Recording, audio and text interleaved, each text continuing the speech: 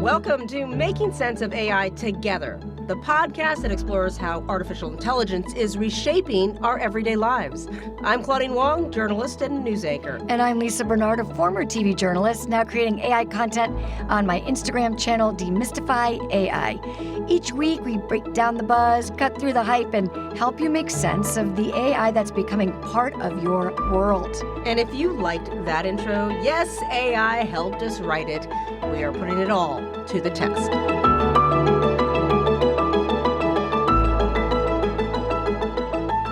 All right. Welcome, everyone. We are talking travel today. Very excited to kind of break through all of this AI and travel, because travel is huge when we're talking about it. And I honestly could use help. And why we're talking about travel is when you talk about how big of an industry this is, total contribution of travel and tourism to the global economy, when I looked at facts and stats, it was like 10.9 trillion. Yeah, trillion with a T. With a T. Number of international tourist arrivals worldwide, 1.47 billion, and the global leisure travel spend, 5.2 trillion. So if we're talking about people who want to get in on that, I think everyone wants in on that. And if you remember the days of travel agents and people helping, that was helpful. Yeah. Because now I Google and I do reviews and I do it, but it takes a while. Yeah, you get lost in many, many links and many, many queries. And so we're talking about Mindtrip. Yep. Which is an app that's sort of all in one place, flights and hotels and restaurants and all the things. Yep. It's a test on how good you are. Yeah, we both tried it. Yep. And so with us today is someone who is the Chief Marketing Officer of Mindtrip, Michelle Denogean. Thank you so much for joining us. And she's been Chief Marketing Officer of recognizable brands like eHarmony and Side, and wrote a book, Grow Up, Take Your Startup to the Next Level. So she knows a thing or two, I'm guessing, about travel and about growing a business. Thank you so much, Michelle, for joining us today. Thanks for having me. So Mindtrip is really interesting. I mean, we always talk on this podcast about how ChatGPT, OpenAI, and when the rest of society kind of got introduced to AI in our lives is so new. Mindtrip was really there kind of at the beginning, asking for seed money. You know, we compared to like a dot-com boom when everyone was like, okay, here's AI. We have an idea. We want in on this. And so when you talk about from the very beginning, what was it, I guess, why was Mindtrip so early in on this of saying, here's AI, here's why we want to use it for travel? Yeah, great question. So Mindtrip started by a bunch of founders that just came off of another startup that we had been in the automotive industry together. And when we left that company was right when ChatGPT arrived, DALL-E was on the scene. And, you know, we're a bunch of technologists and product and engineering people from Silicon Valley. And so I think what really happened was they were like, wow, this is like game changing.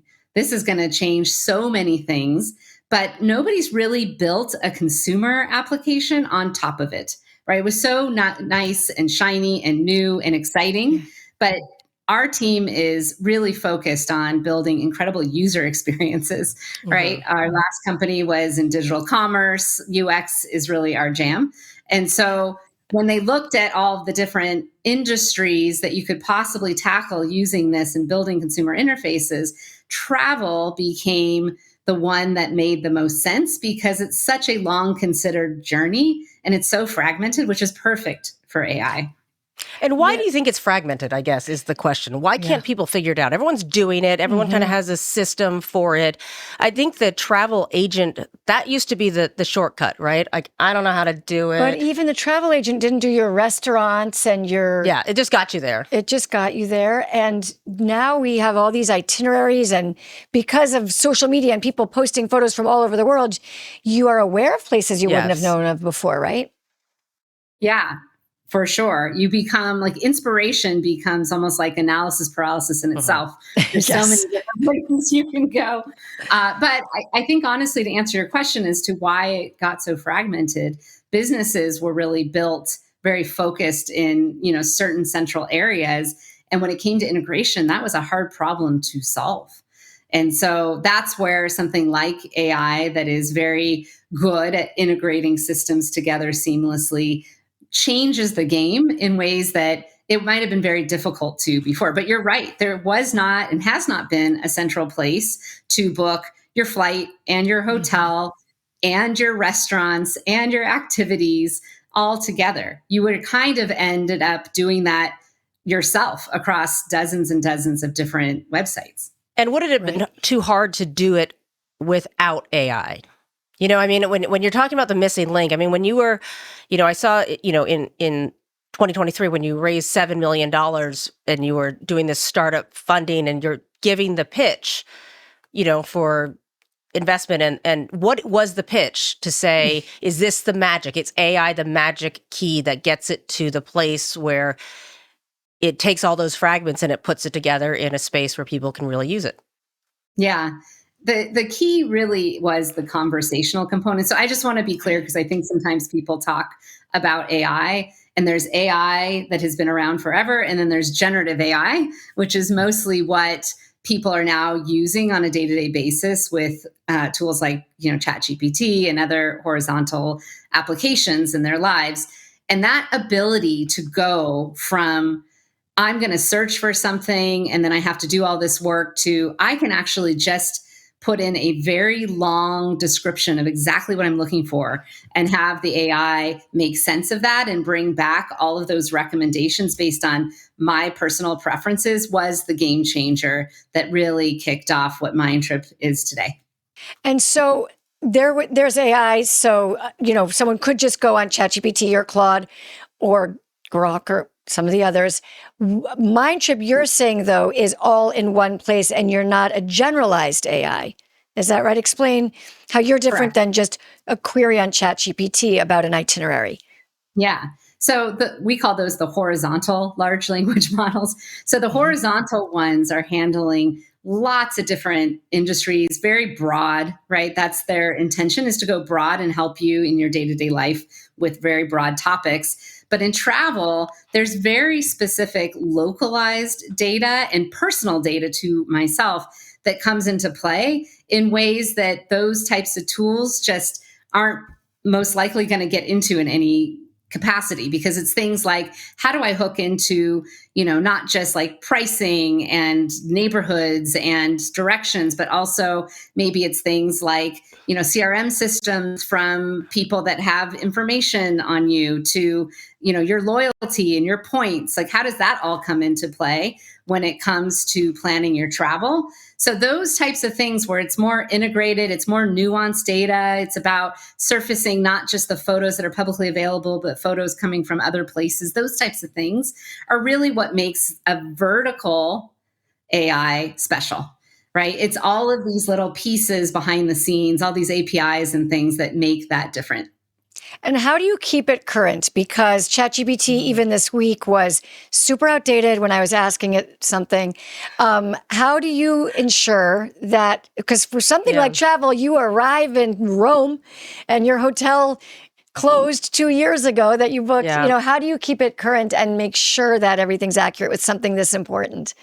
Yeah, that is why the travel focus is so important. So the conversational component is powered by the large language models, but we have a knowledge base of over 11 million points of interest. Think of it like a big geotree, a big geotree of the world, right? All the different businesses, all the different points of interest. And that is proprietary to what we've built that sits on top of the large language model. So we do know when that restaurant is permanently closed. And that's a very common use case, right? In ways that the large language model might not be as up to speed on. But we power photos, reviews, pricing information. All of that is sitting in that knowledge base in this big geo tree that sits on top of the large language models. Okay. You guys are based in San Francisco, right? We are based in Palo Alto. Close enough. Palo Bay Alto. Area. Close. Yes, Bay Area. We love it. I guess I wonder, how good is it now? And how good is it going to be, right? Because, you know, in terms of where you see it in what you've been able to create and where you see it going, I wonder. Yeah, we like to say that it will never be worse than it is right now. That's a good startup kind of Right. ideal, Yeah. right? Yep. Yep. Meaning that it's just these models are moving at rapid speed.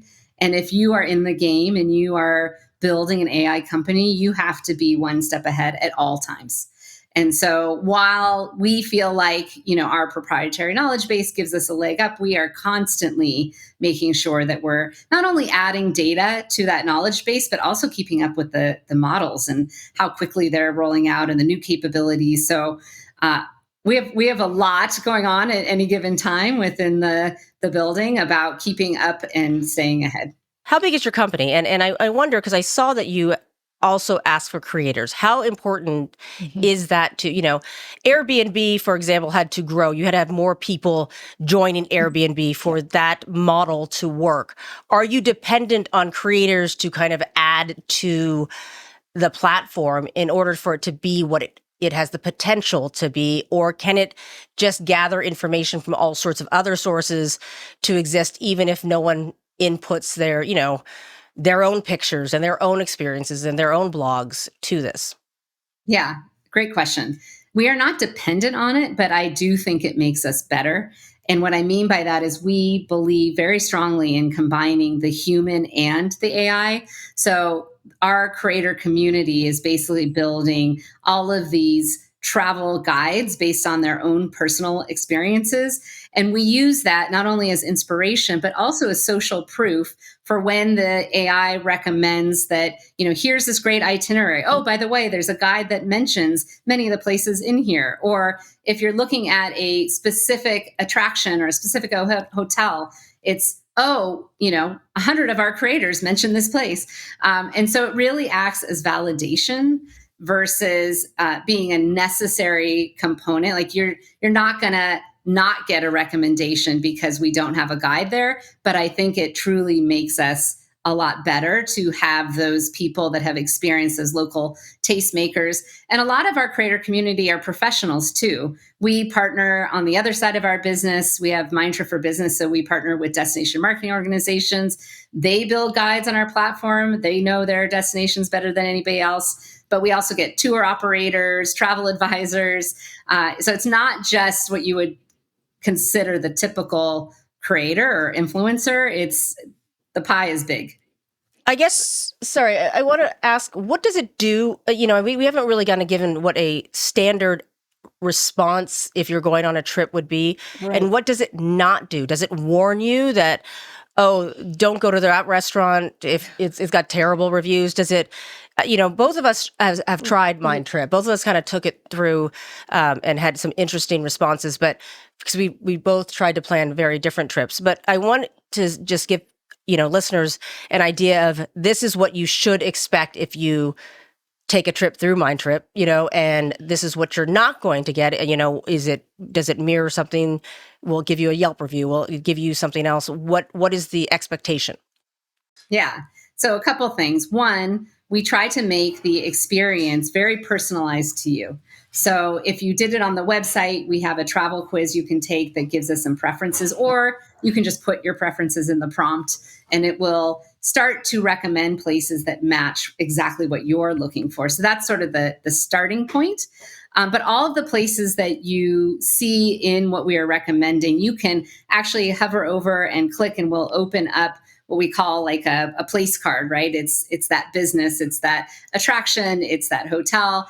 And in that, what we are actually doing is we're aggregating reviews from all sorts of different sources. And we're using AI to actually pull out the pros and cons of that particular place to give you an objective view. So we might recommend it and the pros might be exactly what you're looking for. And you're like, oh, it's pricey, but I was expecting to pay, quite a bit for this meal. So that's okay. That might be the con and that might be perfectly fine with you. So we're actually synthesizing, some of these places have millions of reviews, right? We're synthesizing that into pros and cons and things that you should be thinking about. So I tried it, and initially I was like, I don't know what to try. You put me on the spot. Where do you want to go? So I started playing with the itineraries that you already have as suggestions, and I think other creators have created itineraries, and I actually put Columbus, Ohio. I wanted to see what was happening there. But then I wanted to test it a little, and I put Sri Lanka because I actually am interested in going to Sri Lanka. And I imagine that the places that are visited more frequently, you'll have more data for versus the ones that are requested less frequently. Is that true? No, I think base data, as far as information that's publicly available on those locations and photos and reviews, things that are around, we're going to have as much information as publicly available. I think that we will potentially, if it's a less known area, have less of that community lens of people that have been there talking about it. But there are some very, very remote places, and I'll tell you that in some cases, there's not even a Google place for some of the places in these remote places. And so as we find those are probably where we might be a little bit more limited if there's not a lot of, publicly available information on that mom and pop area. But even then, we'll work with the destination when we can and try to surface those. This is what's interesting about Mindtrip is we have this whole Mindtrip for Business product where we partner with destinations. And so when we have a destination that is a little bit more, remote, then we work with them to make sure that we can actually have all those businesses that might not be as available. They don't have Google Places. They don't, have websites. Like those are the types of places where it does take a little bit more effort and care to make sure we have coverage. Yeah. I mean, I used to use The Lonely Planet. I mean, that the book, The Lonely Planet, that was the Bible. But one thing I noticed that I think is attractive is during the trip, if something goes wrong, tell me if I'm wrong, it seems like you can work with me or in real time, correct something. Did I read that correctly? It doesn't do that quite yet. Like as far as changing your plans, let's say your flight gets delayed, it's not going to automatically suggest a different flight yet. We're not there. We do have our iOS app that just launched a month and some change ago. And that is intended to be your on-the-go, on-trip companion, where it's going to know where you are located in that moment. And you can open it up and ask any questions or just explore things that are very nearby you right in that moment. So if you find yourself on your trip and you're like, hey, we don't know what we're going to do in this hour. We didn't plan this hour. Now we've got this, time to go do something else. You can open up the app and we can actually give you some recommendations in real time on something that you could do in that moment. How much is it trained to actually know you? So, and kind of, the thing about AI, and we do this about relationships with AI, right? Like, does it get to know you and because, so I am going on a trip in October to Las Vegas. Right. I have already done research on this, and it's a big group and a very varied group in terms of ages, cost preferences, different things that we're trying to do. So I've been very frustrated trying to plan this thing, if I'm honest.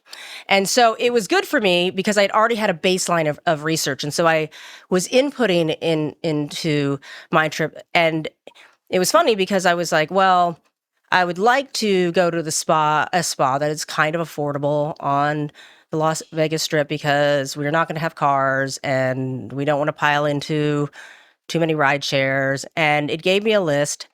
And then I'm like, oh, I think that one is probably too expensive. And it pushed back and was like, well, you said that you wanted to do one. And I actually laughed because when I actually checked the prices, it really was more affordable than I thought. And I hadn't seen it on my own personal search.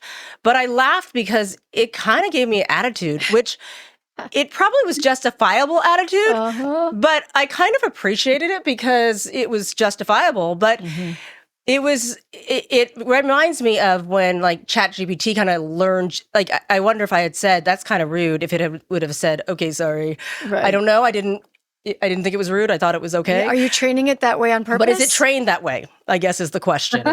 Is it my friend? It's not trained. Yeah, it's not trained to be rude. I guess let's start with that. It wasn't rude. It was fair. It was honest.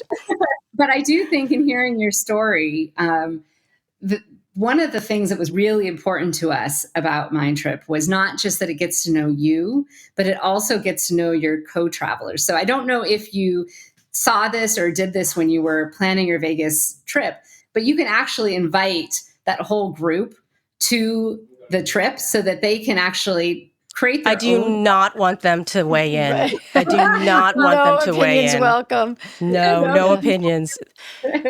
Mindtrip would kick them out, I'm sure. I would kick them out.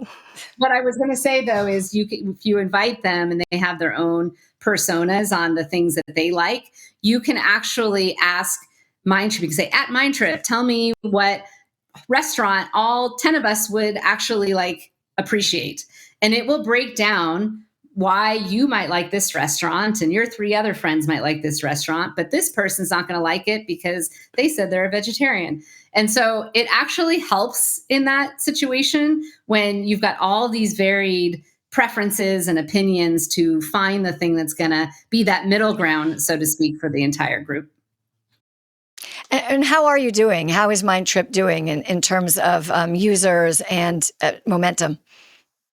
Yeah, we have been on an upward growth as it relates to users. And like I said, we just launched the app. So not a whole lot yet there. It's brand spanking new. I encourage everybody to download it and try it. It's only iOS. Yeah, I got it. Easy to download.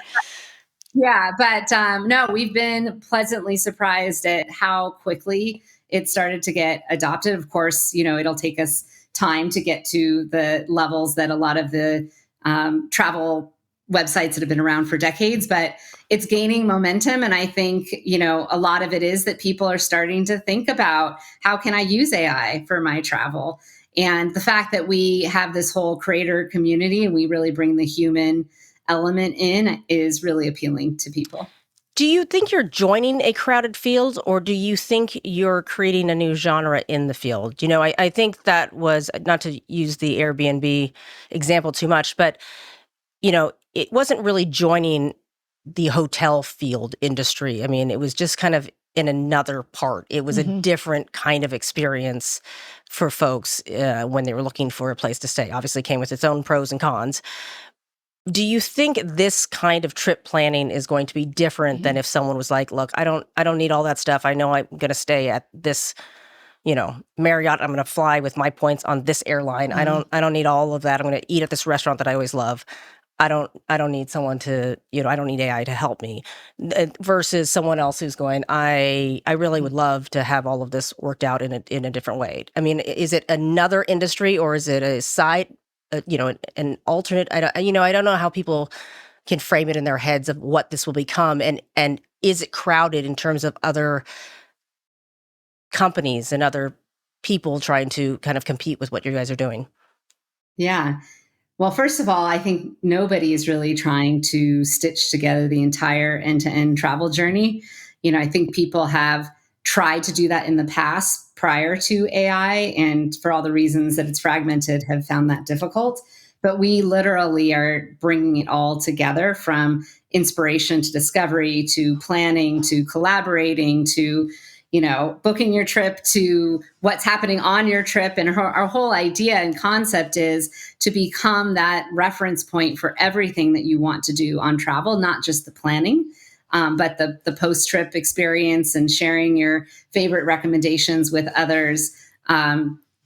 Even everyday experiences, honestly, like, hey, I'm looking for some things to do this weekend with my husband in our local town, and I want to know what is new, what's fresh, like, how can I use it for that? So it is, in some ways, bringing together things that have a lot of constituents, but nobody is bringing it together all in one place like we are right now. And so I think it's an interesting time. I think when we first started, we saw a lot of AI competition, a lot of early stage startups. And, I think as we've moved forward, a lot of that has fallen to the side.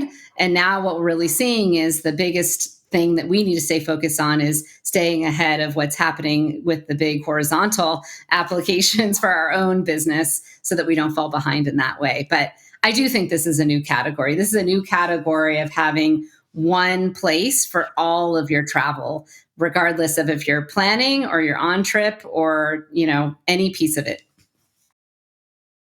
Okay, wow. that sounds Thank good. you for sharing all the things. I mean, it made me a little ants in my pants. I want to get traveling, just playing with the app. Yeah, we're Sri excited to see Lanka where or it wherever goes. else I'm going. Anything Yeah. that makes my life easier, honestly, because travel is, I'm always the planner. And so, and that comes with a lot of stress. And so Yeah. I do think that you're right. Honestly, it is fragmented. And that is, I mean, you can read 1,000 blogs and you can read 1,000 reviews and you can follow a bunch of influencers, but it is all over the place. And so it'll be interesting to see where Mindtrip takes us in this AI trip as well. All right. Yes. Thank We you. want to head over, Michelle, to this other part of our podcast that we like to talk about AI in our lives in general. Yes, in our lives in general, and just sort of chat about it. So for me this week, and one of the videos I did yesterday on Demystify AI on Instagram is talking about ChatGPT drop Model 5. It was Model 4. Model 4 is now gone. It's Model 5. And you might have missed it. I missed it. For a lot of people, this was a nothing burger, but there were people who were very, very sad and feel like they lost a friend. And so I want to talk culturally about what happened. And that is that people felt attached to the 4.0 version. It was very affirming. It was very flattering. It would make you feel good. It would validate you. And the new version is smarter. It's quicker. It's more like a PhD level expert in things, but it's a little more aloof and it doesn't have the personality. You were talking about personality with Mindtrip, that it pushed back on you a little bit. So the personality of version 4 is now gone. And people were so upset that in some cases they're allowing you to try bring it back. What I noted is, I think this says less about AI in our culture and should AI be in our society and are we threatened? I think it says more about humans and how we are needy, not we, but some people are needy. Present company always excluded. Yeah. Needy emotionally and want that validation and that flattery. I think that's the question we should be asking. Maybe that's why we shouldn't have it in our AI. Or maybe it's fine if it's clever and it's smart and it gives you answers, but maybe it shouldn't be your life-affirming nurturer. Yes. Maybe that's why they took it away. Yeah, I don't think they expected people to become so emotionally dependent on being validated. So there you go. Yeah. What did you use it for this week, Claudine? Not that. No, you have a real tip. You used it practically. I did. Well, I was bored and I was sitting in a car wash, and I was getting my son's car washed, and it's an old car. Mm-hmm. And I'm just playing around with that picture taking. Look, I'm in the basics. It's like 2023 for me and ChatGPT, and it was like the little window part, it was all scratched up. Yeah. And it's kind of one of those places I'm like, what do? Do you color it in? It's old. It's a really old car, and it's where you just kind of give up. And you can use a Sharpie. It's Sharpie, but that's going to look terrible. Oh, but what color is it? Silver. Oh, yeah. If it's black, a Sharpie works every time. And so I was, at that point, I think most people are like, it's just old. And that's what happens when you don't buy a new car. I remember there was making a funny sound, and I was asking my friend who works on cars, I'm like, what do you think it sounds like? He's like, it sounds like an old car, Claudine. Right. I'm like, okay. And that's usually so I just took a picture of it and I asked ChatGPT, I'm like, can I do anything about this? Mm-hmm. And it was searching. It's thinking. And it came back with 3 options. And it was 1, you can take it off and spray paint it. You can just pop it off. 2, you can buy a part, and if the windows still work, it'll be $20. Great. Or 3, you can buy the whole unit. And it was and I found one on the web. It's $34, and you can just pop it out and put it in. And it's already done. It looks brand new. So that's helpful. It was, except I wasn't just trusting that I could pop it off. But I was like, oh, well, those are all really good options that were all under $50. So if it really drove me crazy. Yeah. It was actually, I'm like, oh, that's so nice. Yes. It was a really nice actual feature that I was like, oh. And, I had one more. I know we're only supposed to do one. Yeah. But my husband came and he goes, what is this? I'm like, I don't know.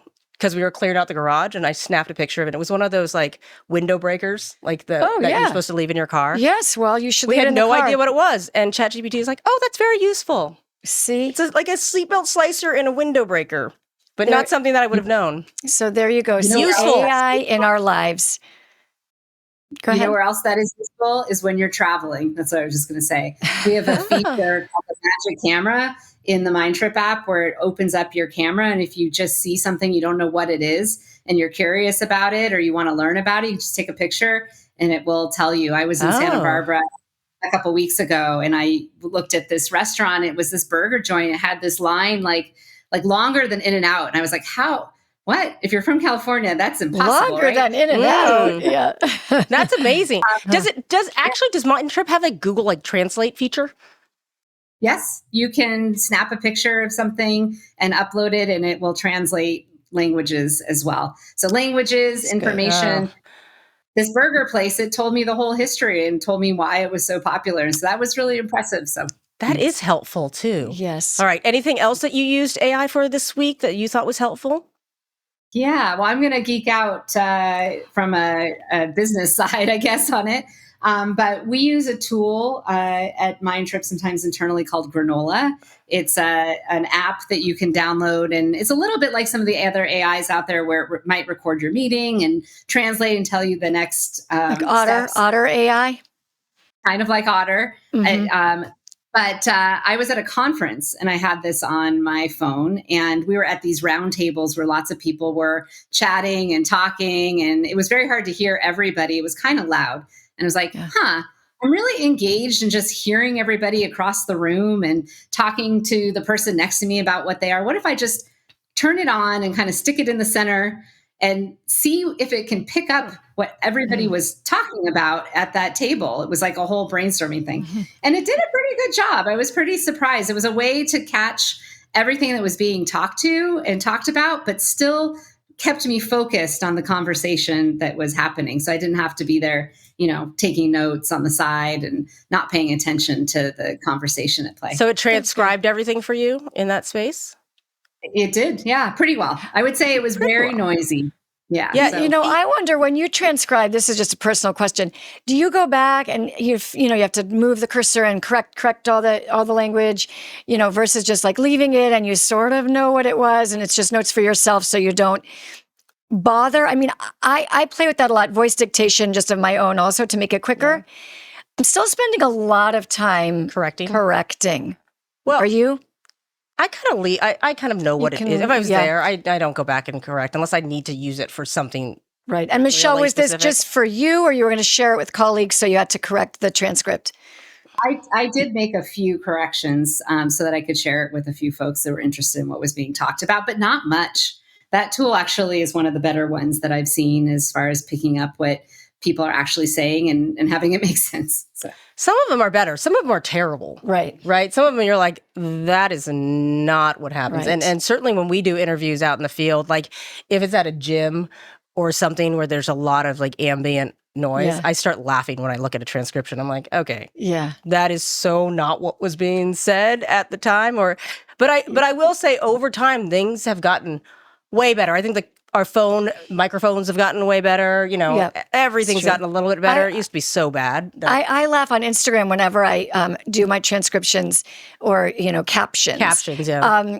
It still gets Chat GPT wrong, and it just makes me laugh. Like, it's such a universal word now in our vernacular. And yesterday it was like Chat Gappy, and then I had Chad GP. I'm like, this one you got to get right. Yeah, but if you look at influencers, they will often not correct their captions. They just let it go, and I'm like, and they don't care. I think it's so acceptable now is that people. Yeah, but we're journalists. I'm still a stickler for accuracy. I do. I go back, but sometimes I'm like people. I don't put the commas. I've stopped myself from putting all the punctuation in because I'm like, people don't care. Listen, I've tried to let that go. I still get yelled at because I still do 2 spaces after the period because that's how I was trained. And you don't do that. It's super embarrassing when you do that. No. AI corrects me every time. They're like, I get like a 20% right. on and my also, grammar. I'm criticizing the tangents, off tangents. Right. I was going to say I'm criticizing the captions, but really I'm not speaking clearly if it can't hear me. It's so many problems. All right. Anyhow. Hey, Michelle, we Thanks, love Michelle. Thank you for being with us. Right? It's only going to get better. Right. It'll AI never will be fix as it bad all. as it is today, as you said. Well, Mind Trip sounds fantastic, Michelle. We've so enjoyed the conversation. Looking forward to seeing how this grows and your audience and your users grow as well. Yeah. Thank you. Thank you so much. And thanks for listening. We'll see you next time.